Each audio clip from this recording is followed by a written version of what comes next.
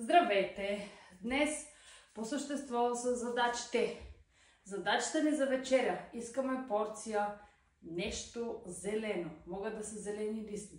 Спанак, бейби спанак, рукола, смесени.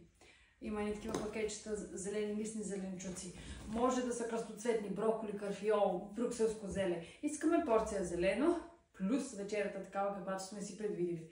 И упражнението на деня. Ще си раздвижим торакалния дял или средната част на гръбнака. Искаме в идеалния му вариант заставаме в по-задълбок напад. Може би да съм с дънки не беше най-доброто решение, но трябва бързо да снимам това видео. Заставаме в по-задълбок напад. Това е ако ни е удобно. Ако не ни е удобно, просто докосваме коляното на задния крак. Ако е удобно да стоим така.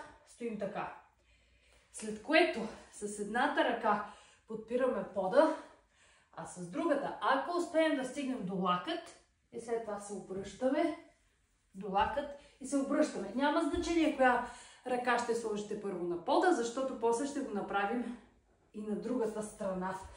С другата ръка, но същия крак. Оставам на пода и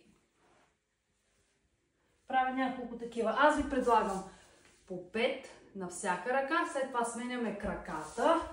Правим същото и на другата страна. И още 5 с едната ръка. И 5 с другата ръка. Внимавайте да гръбнака ви, т.е. главата да е продължение на гръбнака, да следва, да няма такова прегъване или твърде много флексия назад.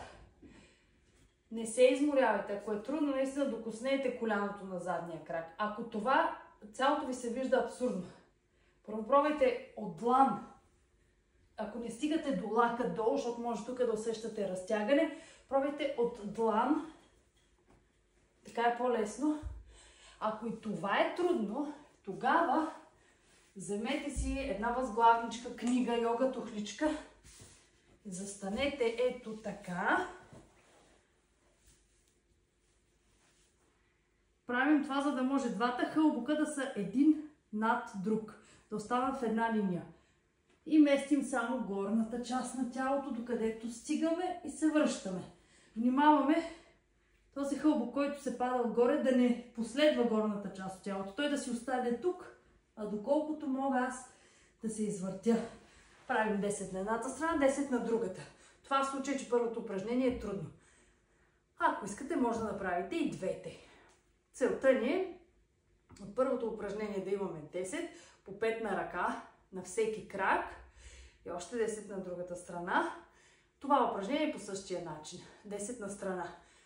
Това е от мен за днес. Опитайте се вечерята да е поне 2-3 часа преди лягане. Добавете си порция зелено.